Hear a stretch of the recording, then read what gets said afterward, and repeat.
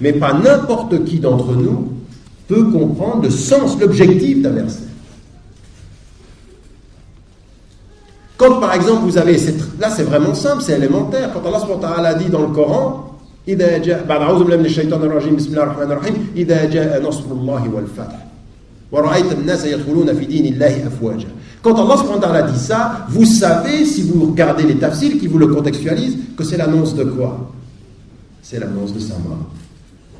Le prophète ﷺ comprend par cette révélation-là, par les larmes de son ami Abu Bakr as-Siddiq radiyallahu anhu, il comprend que c'est terminé. Sa mission est terminée. Et donc, là, vous comprenez le sens en fonction du contexte. Alors ça, c'est des choses élémentaires, mais il y a énormément de ahkam, il y a énormément de versets qui doivent être lus à la lumière du contexte.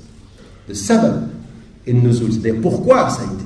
Et là, c'est une intelligence aussi, alors l'intelligence du sens, l'intelligence de l'objectif, et également l'intelligence des exigences. Pourquoi? Parce qu'il y a certains versets qui vous disent une exigence, qui vous disent une prescription, puis en même temps, elle dit des conditions, elle dit des allègements, elle explique que... Donc, vous devez aussi connaître tout le contexte qui est lié à cette prescription. Et là, ça nous fait comprendre une chose, c'est que le Coran, il est accessible à chacun de nous en matière d'adoration. Il n'est pas accessible de la même façon à chacun de nous en termes d'intelligence, de compréhension. Il faut systématiquement aller plus loin, mais il n'appartient pas à quelqu'un qui n'a pas une vision globale du Coran de commencer à donner des avis juridiques ou à commencer à dire j'ai compris ça. Tafsir le Coran, l'exégèse, le commentaire du Coran suppose un travail, suppose une science. C'est une science, on n'est pas en train de jouer. Donc ici, le Coran, c'est un livre qui a plusieurs niveaux. Et à un haut niveau, il exige une science dans l'interprétation, une compréhension du message global. Et c'est ce qu'on va appeler quoi? L'interprétation. Ça peut être le ta'wil ou le tafsir. Et le tafsir, c'est le commentaire, et le ta'wil, c'est l'interprétation. Et regardez le secret de ce livre. Il est unique, ce livre. Il y a un Dieu, un prophète, un livre. D'accord? Il n'y a pas le tawhid. Tawhid, ça c'est l'axe de l'islam, un Dieu. Le Rasoul, un prophète. Ou le kitab, le Coran, un livre. Un, on n'a pas plusieurs. Mais en même temps, ce livre, il va être utilisé par les hommes, vécu et interprété par les hommes. Et immédiatement, quand il y a Iqra, il va y avoir la dimension de l'interprétation. Et cette dimension de l'interprétation, elle est soumise à des règles. Pour pouvoir interpréter, il faut connaître l'arabe. Pour pouvoir interpréter, il faut connaître la grammaire. Pour pouvoir interpréter, il faut connaître les causes de la révélation.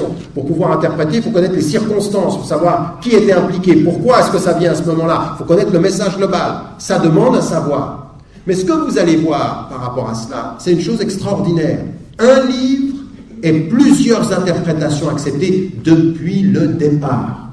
Et c'est fondamental ça. C'est que l'islam, la religion unique pour nous, a accepté parmi les musulmans la divergence d'opinion. Avec un livre, des opinions diverses, mais acceptées. Acceptées dans les limites des règles d'interprétation. C'est-à-dire que quand vous avez un mot, ce mot il peut avoir plusieurs sens, et il doit permettre l'interprétation en plusieurs sens, mais il ne peut pas avoir le contraire de son sens. Donc il y a des limitations. La limitation, c'est la lecture du texte en fonction des normes de la langue, qui doivent être connues, mais les normes de la langue permettent différentes interprétations. Par exemple, entre les savants, Quru, par exemple, dans le Coran, quand il est dit, par exemple, le terme des périodes de menstruation. Certains ont compris Quru, c'est le moment où la femme est indisposée. Et quand il est mis en évidence 3, ils prennent les 3, et donc ça fait quoi? Ça fait 2 mois. D'accord? D'autres savants ont compris, non, c'est la période entre les périodes d'indisposition. Et ça change d'1 mois. Ça veut dire 3 mois, et non pas 2. C'est des interprétations diversement acceptées. Pourquoi? Parce que le sens des mots permet cette marge d'interprétation. Et ça, qui le sait? Les savants. Et moi, ce que j'aimerais que vous compreniez, vous, de ce point de vue-là, par rapport au livre, c'est que chacun d'entre nous doit faire un effort pour intellectuellement le comprendre mieux, mais dans les limites de votre savoir. Il ne faut pas commencer à dire sur le Coran des choses que vous ne savez pas, ou surtout supposer que quand il y a plusieurs paroles différentes sur le Coran, c'est qu'elles sont fausses. Non, elles sont parfois acceptées. Il y a différentes opinions en islam, un livre et des interprétations, parce que nous sommes des êtres humains. Première chose, il y a différentes intelligences, compréhension du texte par rapport à la langue. Deuxième des choses qui est très très importante, c'est que vous avez différentes intelligences. Vous avez des gens qui voient beaucoup plus profondément que d'autres, ce que je disais tout à l'heure. Donc on a diverses interprétations. C'est vrai qu'aujourd'hui, vous allez voir des tafsirs classiques, par exemple, qui sont sortis dans les années au 9e, 10e et 11e siècle. C'est vrai que des fois, vous pouvez être très très étonné parce que c'est vraiment très simple. Même parfois, c'est simpliste. Le tafsir, il est simplement de vous relater les faits, il n'y a aucune profondeur, pas d'analyse. Vous dites, mais je m'attendais à autre chose. Il y en a qui sont venus vers moi et qui m'ont dit, le tafsir d'Ibn Kathir, je m'attendais à quelque chose. D'abord, le tafsir d'Ibn Kathir, c'est quelque chose, en plus. Mais, en plus, c'est vrai que ce n'est pas un tafsir qui va vous amener dans les recoins de l'interprétation. Non, c'est simplement, il vous donne des éléments, des hadiths et des éléments, des traditions prophétiques. Donc, de ce point de vue-là, on a des intelligences différentes du texte, donc il y a une diversité acceptée. Le livre, il permet différentes interprétations, les intelligences permettent différentes interprétations, et puis il y a une autre chose aussi qui est très importante, c'est que depuis le départ, le prophète a accepté entre les compagnons différents types de lectures. Raison pour laquelle vous avez des savants qui connaissent les 7 lectures du Coran, ou certains les 14 avec celles qui sont apocryphes, c'est-à-dire qui ne sont pas reconnues. Qu'est-ce que ça veut dire? Majoritairement, ces différentes lectures n'ont pas de différents sens, mais parfois ça arrive qu'elles aient des sens différents. Et c'est accepté par l'islam. Alors j'aimerais vous dire une chose. Quand vous commencez à comprendre le sens du livre dans la vie, vous commencez à comprendre 2 choses. 1, il faut la ilm, il faut apprendre. Il faut apprendre à lire. Il faut apprendre à être en contact avec ce livre. C'est fondamental. Chacun d'entre nous doit le faire, ceci. Et immédiatement, quand on commence à lire et à être en contact avec le Coran, on comprend une chose, l'humilité. Ce que je comprends n'est pas la seule chose qui peut être comprise. Et ce que je dis n'est pas la seule chose qui peut être dite. Et de comprendre une chose, et ça j'aimerais que, ici dans cette salle aujourd'hui, on l'entende. Ne citez pas le Coran comme si c'était Dieu qui parlait dans votre bouche. Ne faites pas comme si c'était vous qui aviez compris, je cite le verset, et c'est comme ça qu'il faut le comprendre. Non. Citez le Coran avec l'humilité de dire, voilà ce que j'en comprends, mais il y a d'autres façons de comprendre. Parce que tous les savants ont fait ça. Chaque fois qu'ils disaient quelque chose, ils finissent par quoi? Wallahu a'lam. Wallahu a'lam, ça veut dire Dieu est plus savant, peut-être que je me trompe. Et tous les savants, ils disent, si vous trouvez dans le Coran, dans la tradition du prophète, quelque chose qui est de nature à contredire ce que je dis, ne retenez pas ce que je dis. Donc, le Coran, c'est l'apprentissage de l'humilité intellectuelle. C'est, je comprends ça, mais j'ai peut-être pas là. Le problème avec nous, c'est qu'on cite le Coran comme si c'était Dieu qui parlait dans notre bouche, comme Allah subhanahu wa ta'ala qui parle. Bien entendu, Allah subhanahu wa ta'ala nous a révélé cela, mais il faut avoir l'humilité de la compréhension. Alors, le deuxième élément, rapidement pour rester dans les temps, c'est que ça, c'est un travail intellectuel. Alors, regardez bien comment cette dimension intellectuelle, elle exige de chacun de nous l'apprentissage. Et là, je sais bien, nous sommes en France, et on me dit souvent, est-ce que c'est une obligation pour l'islam de connaître l'arabe? Alors, j'aimerais vous dire une chose, qui est le conseil le plus fraternel que je puisse vous donner. Le minimum,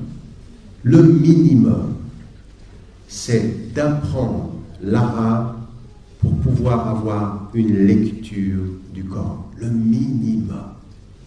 Vous ne serez peut-être pas arabophone, n'aurez pas une maîtrise de la langue peut-être, mais le minimum, c'est de faire un effort pour pouvoir prendre le livre tel qu'il a été révélé et le lire selon les règles de sa révélation. Le minimum. Je vais vous dire une chose, dès que vous savez le lire, puis que vous avez des traductions, puis que vous pouvez parfois revenir à la traduction, le livre c'est clair. Quand vous êtes en train, pour certains d'entre vous tout à l'heure, Inch'Allah, je l'espère, vous allez faire le tarawih. Mais quand vous faites le tarawih et que vous entendez l'imam dire le Coran et que vous comprenez ce qu'il dit, ça change beaucoup de choses. Parce qu'à des moments donnés, vous faites le tarawih et vous attendez qu'il finisse. N'est-ce pas? C'est long. Parce qu'on ne comprend pas ce qu'il dit. Et là, ce qu'il faut, c'est pas ça, c'est comprendre. À des moments donnés, vous êtes dans une disposition spirituelle, vous ne vous rendez même pas compte du temps qui passe parce que vous êtes vraiment dans le texte.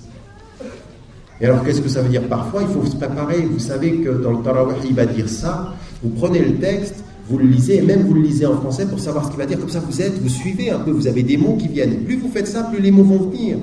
La somme de mots du Coran n'est pas infinie. Au bout d'un moment, plus vous faites ce travail arabe, français, plus le secret vient et vous commencez à comprendre ce qui est dit. Il faut que vous acquériez ça. Toute conscience musulmane qui entend le Coran et qui ne comprend pas ce que ça veut dire en arabe est en train de perdre l'une des perles de la vie. Vraiment. Parce que quand vous commencez à savoir, ça vous prend.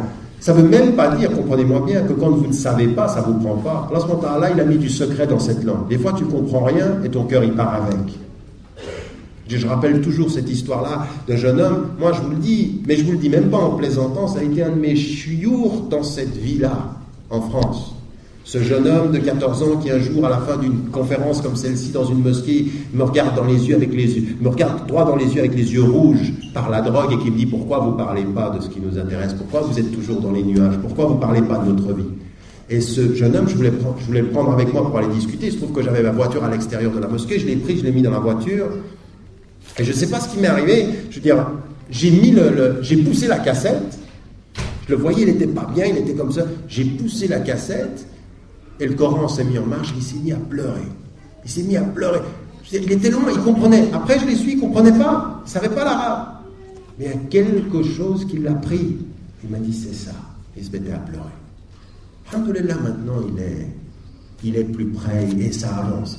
Mais ce que j'aimerais vous dire, c'est que parfois, l'arabe, même si vous ne le comprenez pas, le Coran, il a un secret. D'accord? Il a un secret.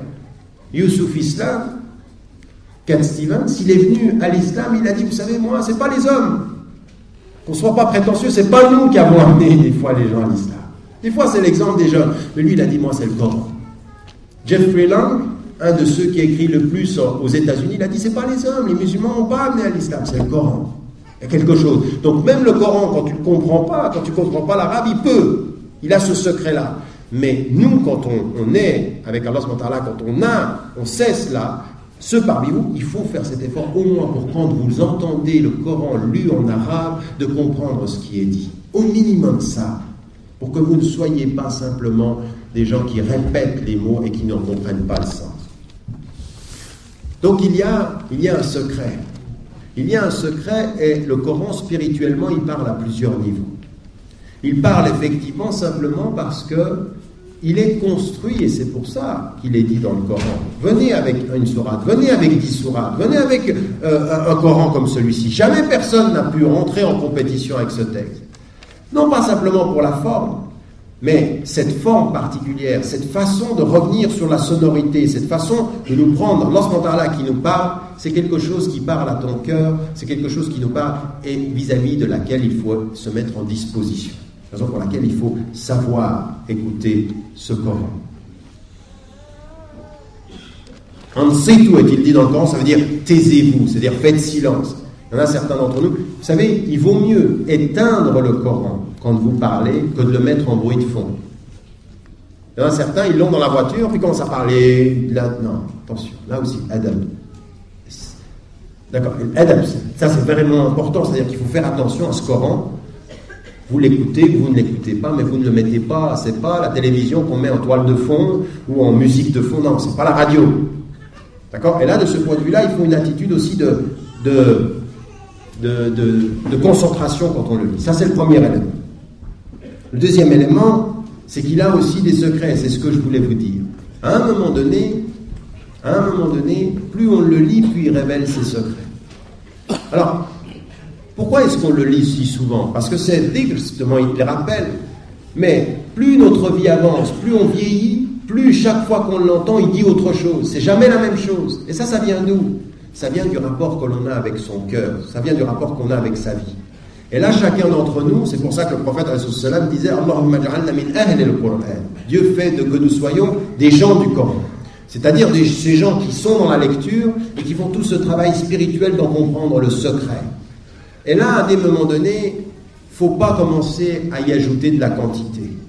Certains d'entre vous, alors pendant Shahr Ramadan, le minimum en français ou en arabe, c'est d'essayer de s'en tenir à 1/30 par jour. Essayez de le lire en un mois.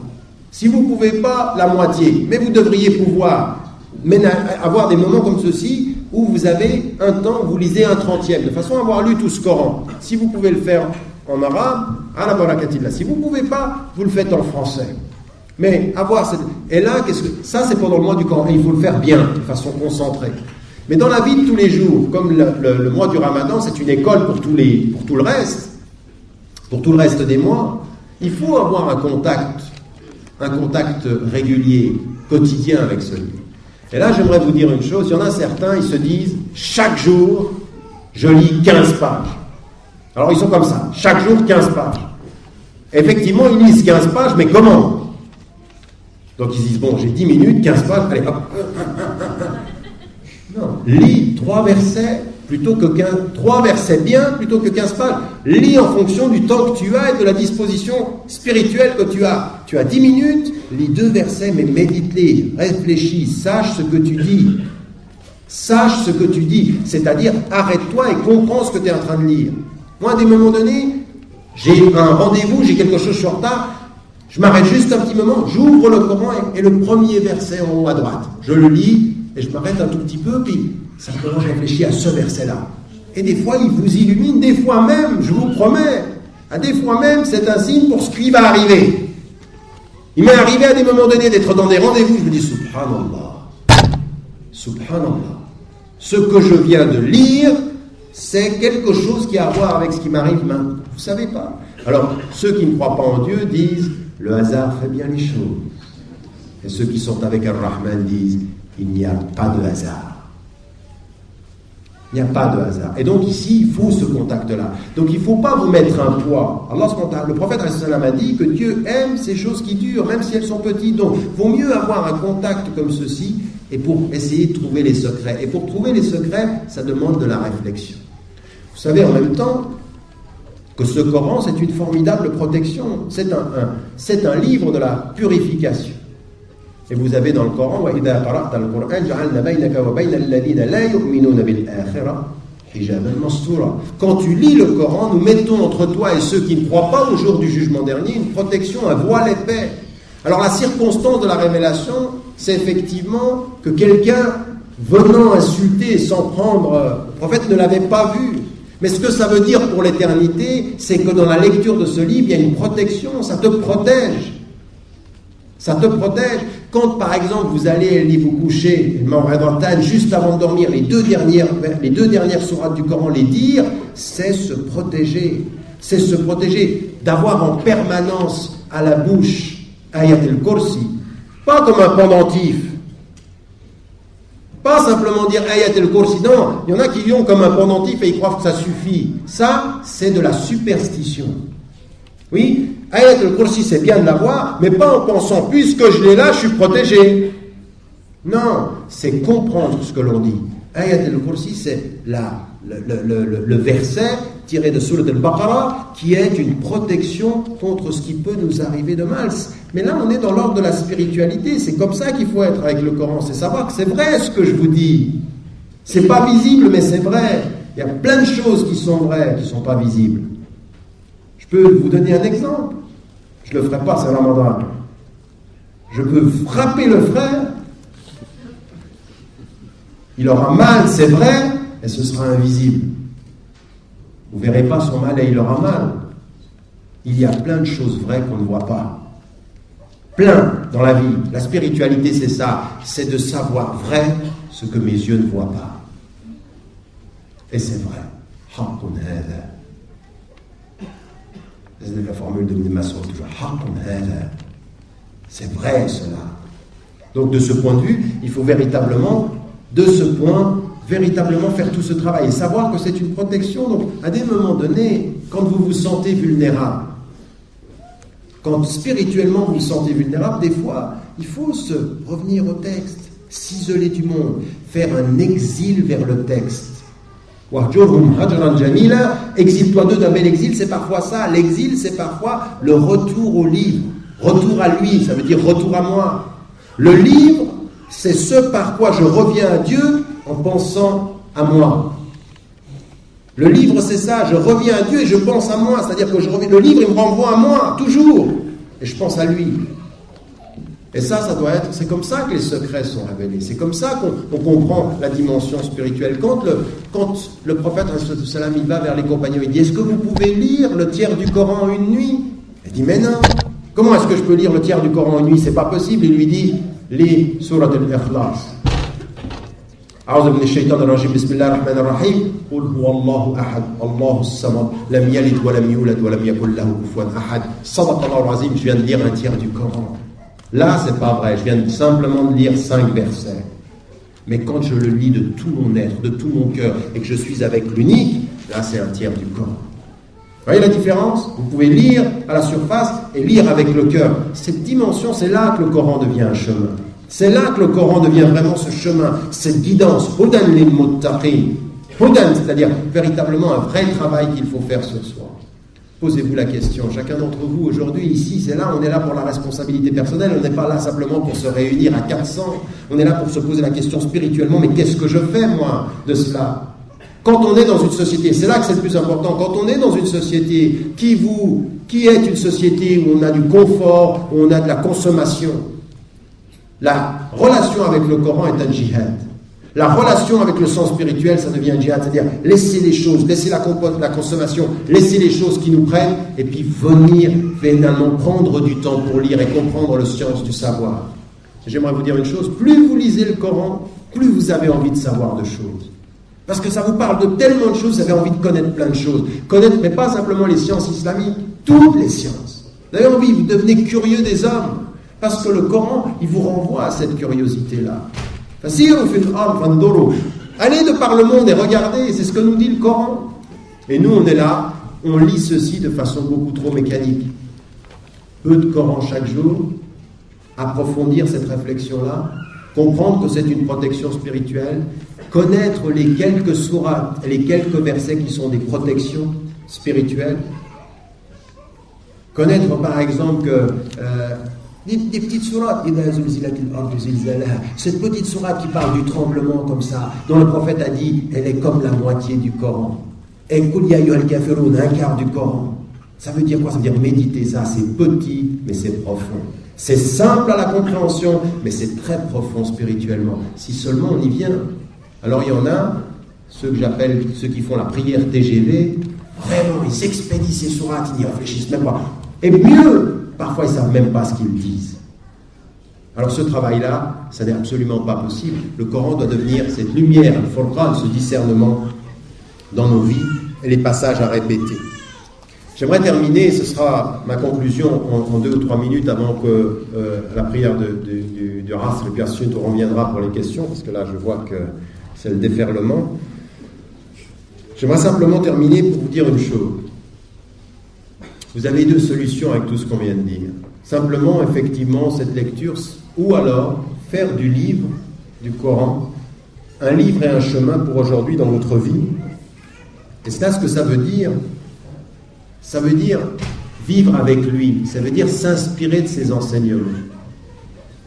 S'inspirer de ses enseignements, c'est plusieurs choses. Alors, faites attention, parce que je vois souvent certains, ils sont très contents avec le Coran, ils disent c'est un livre scientifique, il y a tout le savoir scientifique dedans. Ceci est la vérité. Oui, vous connaissez la cassette, vous connaissez peut-être le livre. Attention, le Coran n'est pas un livre scientifique. Tout ce qui est pour nous ne contredit pas les sciences, mais ne le réduisez pas à un livre scientifique. C'est un livre de foi, c'est un livre d'orientation, c'est un livre de guidance, de morale. Ça n'est pas un livre de mathématiques ou de chimie ou de physique. Mais plus les sciences avancent, plus on se rend compte qu'il n'y a pas de contradiction. Et c'est tout ce qu'il faut dire. Et il y a des choses qu'on comprend mieux aujourd'hui. Avec plus il y a de science, plus on comprend mieux. Quand il est dit est-ce que l'homme croit qu'on ne va pas pouvoir réunir ses os? Non, nous sommes au contraire capables de refaire jusqu'à sa phalange, son doigt.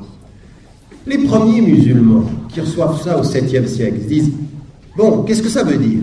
Ça veut dire, est-ce que l'homme croit qu'on ne va pas pouvoir réunir tous les os de son corps? C'est tout.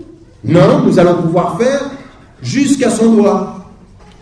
Ceux qui ont reçu cette révélation, qu'est-ce qu'ils ont compris? Ils ont compris simplement, non seulement il va réunir tous nos os, mais il est même capable à faire ce petit morceau de notre corps. Qu'est-ce qu'ils ne savaient pas à l'époque? Ce qu'ils ne savaient pas à l'époque, c'est que sur ce petit morceau de doigt, il y a une chose que j'ai et qu'il n'y a personne dans la salle d'autre qui est que moi. Il n'y en a pas un d'entre vous, pas un sur la surface de la terre, pas un autre comme moi qui ait cette empreinte digitale. Vous ne pouvez pas le savoir. Vous pensez qu'on ne peut pas refaire vos os? On va même refaire ça. Alors, ce moment-là, il va faire ça. Cette petite empreinte digitale, il en est capable. C'est avec la connaissance scientifique qu'on s'aperçoit qu'on apprend mieux le Coran, on sait mieux ce que ça veut dire. Donc les connaissances scientifiques nous aident à plus approfondir. Mais ne faites pas du Coran un texte où on commence à citer pour les sciences. Dire par exemple, oui, alors Darwin s'est complètement trompé, le Coran dit que... Attention, d'abord il faut étudier Darwin, puis ensuite il faut étudier le Coran, parce qu'il y en a parmi vous qui disent sur Darwin, c'est des choses qu'il n'a jamais dites. Il répète simplement, et parfois dans le Coran il y a des choses qui ne sont pas en totale opposition avec un certain nombre de thèses reconnues par les savants, à savoir par exemple qu'il y a une évolution, qu'il y a des évolutions. Des savants réformistes ont dit le Coran ne s'y oppose pas. Et yom, jour, c'est pas 24 heures, c'est des périodes de temps. Tout cela, des savants ont dit, alors faites attention vous, avec votre compréhension, de ne pas venir réduire le texte. Donc le Coran, c'est pas un texte scientifique. Mais par contre, ce qu'il faut, c'est l'avoir dans sa vie pour s'inspirer dans sa vie de sa dimension-là. Alors c'est s'inspirer dans son intelligence. Ce que je viens de vous dire, par exemple, ça nous permet de réfléchir. Les histoires des prophètes. Les histoires des prophètes sont extraordinaires. À des moments donnés, vous regardez votre communauté et vous regardez même des gens que vous avez aimés. Vous avez vu, il y a des gens que vous avez aimés, avec lesquels vous avez vécu, puis le jour où ils vous voient être plus pratiquants, où ils vous voient être plus spirituels, ils vous rejettent. Et puis vous regardez le Coran, vous vous dites, mais tous les prophètes sont cités de cette façon-là. Akhahum, Hud, Akhahum, Shu'aib, tous ils ont été rejetés par ceux qui les ont aimés. Que finalement votre peine à vous, elle n'est pas neuve. Il y a une histoire de la tension entre les hommes. Que quand vous lisez sur le Yusuf Islam, il est venu à l'islam par Surat Yusuf. Et Surat Yusuf, elle raconte une histoire extraordinaire. C'est qu'à un moment donné, il y a une espèce d'attraction comme ceci avec une femme, et lui il dit, la prison est mieux pour moi que ça.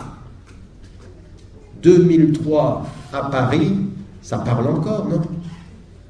Non? Ça parle pas, cette histoire de la tentation, cette histoire du corps qui vous prend et que parfois vous avez de la peine à retenir avec le cœur. Ça parle encore. C'est ça qu'il faut avoir dans son cœur. C'est cette dimension de l'enseignement des histoires, parce qu'à ce moment-là, il sait que nous avons encore un côté enfant. Nous aimons ces histoires. Ces histoires nous disent plus parfois que le raisonnement intellectuel. Donc il faut les avoir en soi. Se souvenir des prophètes, se souvenir du prophète, et donc dans ces histoires, l'avoir comme ceci, s'inspirer dans sa vie quotidienne et faire ce double travail. L'intelligence pour comprendre et le cœur pour s'orienter. Et la compréhension du cœur, il faut le mettre à disposition. Raison pour laquelle il ne faut pas une lecture rapide. Vous savez, le prophète disait, on terminera là-dessus, Inna hadha al-Qur'an nazala bi huzn. Ce Coran est descendu avec la tristesse. Fa idha qara'tumuhu fabku fa in lam tabku fatabaku. Ce Coran est descendu dans la tristesse. C'est un livre qui est lourd. Inna sanulki alayka qawlan thaqila. Nous allons faire descendre sur toi des paroles spirituellement très très lourdes. Eh bien, il est descendu dans la tristesse. Si vous le lisez, pleurez. Et si vous ne pleurez pas, concentrez-vous, orientez-vous, poussez-vous à pleurer. Ça veut dire en fait qu'il doit y avoir un état, une façon d'être avec le Coran qui à des moments donnés est une disposition totale du cœur, qui peut être justement cette proximité, pleurer. En d'autres termes, se rapprocher de Dieu, c'est parfois par les larmes. Se rapprocher de Dieu, c'est parfois quand le livre dit des choses sur vous que vous avez envie de vous cacher, vous avez envie de vous mentir. Le Coran, c'est un révélateur de vérité. Vous ne pouvez pas vous mentir longtemps devant le Coran si vraiment vous le lisez avec cette profondeur. On ne se ment pas devant le Coran. On ne se ment pas. On sait à des moments donnés quand le Coran parle des hypocrites qui parlent de nous. On sait à des moments donnés que quand le Coran parle de ceux qui changent les choses, il parle de nous. On sait à des moments donnés que quand le Coran parle de ceux qui sont ostentatoires, c'est-à-dire qui montrent aux gens et qui cachent derrière, il parle aussi de nous. Chacun d'entre nous, s'il est vrai avec lui-même, c'est que le Coran parle de lui. Parce que le Coran parle de tous les hommes. Et c'est cela le début du travail. Si vous savez qu'il parle de vous, il vous donne spirituellement le chemin de dépasser ce que vous êtes pour être meilleur. Donc on demande à Allah subhanahu wa ta'ala, Allahumma ja'alna min ahli al-Qur'an, wa thabbitna bil Qur'an, wa asturna bil Qur'an. Wassalamu alaykum wa rahmatullahi wa barakatuh. Bismillahir Rahmanir Rahim. C'était une fausse pause, donc. Bien. La femme a-t-elle, Bismillahir Rahmanir Rahim, la femme a-t-elle le droit de lire le Coran sans le voile? Oui. Il y a effectivement des savants qui disent le mieux c'est une tenue et c'est une attitude, c'est l'attitude qui compte. Peu de savants, ils sont une minorité qui ont imposé le foulard pour la lecture, mais effectivement, une femme avec le Coran, quand elle le lit, peut le faire sans le foulard. Ce qu'il faut pour tout le monde, c'est la pudeur de l'être et la présence du cœur. Oui, mais cette prescription-là n'est pas une obligation. Lorsqu'on lit le Saint-Coran en français, a-t-on le même salaire que lorsqu'on le lit en arabe? Pratiquement bil-ijma', les savants disent non. Que le hasanat, c'est qira'at al-Qur'an bil-lugha al-arabiyya, c'est-à-dire qu'il faut de ce point de vue-là, dans l'intention, parce que vous savez que chaque harf, il vous donne des hasanat. D'accord? Chaque harf, c'est-à-dire, chaque lettre, d'accord, vous donne une hasanat. Donc, la lecture en arabe, l'effort que vous faites pour lire en arabe, vous apporte ces hasanat. Maintenant, dans l'intention que vous faites de lire en français, il y a bien sûr des hasanat, mais ce travail à faire pour le lire en langue arabe est, Inch'Allah, plus récompensé dans la langue originelle. Et comme je sais que vous êtes un peu commerçant dans la région, dépêchez-vous d'avoir des hasanat en apprenant un peu l'arabe. Non mais c'est vrai, c'est important aussi de se rendre compte, mais bien sûr que vous avez des hasanat en français, mais l'effort de la lecture en langue arabe, et puis pas simplement dans la lecture de la langue arabe, et tilawa, c'est-à-dire comment on le dit, et tilawa sahih, c'est-à-dire vraiment la bonne prononciation, la bonne, ça c'est ce qui nous donne. Alors pourquoi existe-t-il plusieurs explications du Coran? Ça c'est une bonne question. D'accord, c'est la même? Alors, il y a plusieurs tafassirs, d'accord? Il y a plusieurs exégèses du Coran. Et pourquoi il y en a plusieurs? Pour plusieurs raisons. La première, c'est que, comme je vous l'ai dit, il y a plusieurs intelligences du texte. Il y a des gens au même moment, ils voient des choses différentes et ils ajoutent à la compréhension. Mais ce qui est très important, c'est que si ce texte, il est éternel, oui, si ce texte, il est éternel, au moment où vous allez le lire, en fonction du lieu où vous vivez, vous allez y voir d'autres choses. Donc en fait, chaque siècle, chaque période de temps, chaque culture va avoir des explications du Coran en fonction du contexte. Ça ne relativise pas le texte, au contraire, ça le rend plus universel. Le texte reste le même et notre compréhension est diversifiée. On comprend à partir de nos lieux. Quand vous voyez qu'il y aura des espaces d'ombre et de l'eau et du lait, vous pensez que vous avez la même impression que ceux qui étaient dans le désert, qu'il n'y avait pas d'ombre, il n'y avait pas d'eau, il n'y avait pas de lait? Quand tu lis ça dans le Coran, tu te dis, Masha'Allah. Toi, en plein hiver, tu lis ce passage-là, tu te dis, Masha'Allah. C'est pas la même chose, parce que là, il parlait un contexte qui était de dire, là où vous êtes exposé au soleil, sachez que le paradis, c'est l'ombre. Oui? Ben là, vous, quand vous êtes dans une situation de froid, c'est autre chose que vous allez voir dans le Coran. Chaque contexte, il voit quelque chose de particulier à sa situation. Et c'est parce que partout le Coran parle qu'il parle pour partout. Vous comprenez ce que je veux dire? C'est que partout il parle aux gens, donc il est pour tous. C'est ça son universalité. C'est de pousser les intelligences à l'interpréter en fonction des temps et des lieux. Et il y en a qui l'ont fait. On a besoin d'un tafsir du Coran pour l'Europe d'aujourd'hui. Vraiment, pour que tu te dises, subhanallah, ça me parle à moi.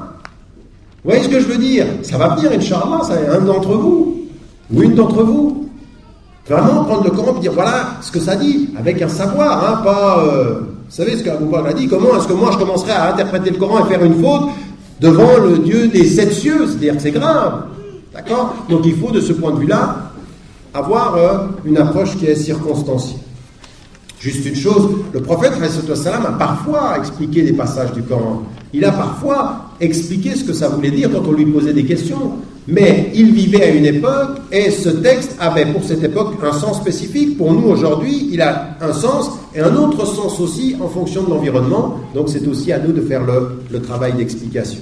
أعوذ بالله من الشيطان الرجيم بسم الله الرحمن الرحيم الحاقة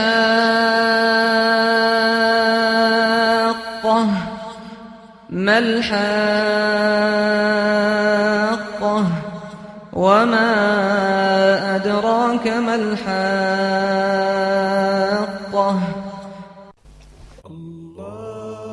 Pour plus d'informations sur nos productions, visitez notre site www.islam-france.com.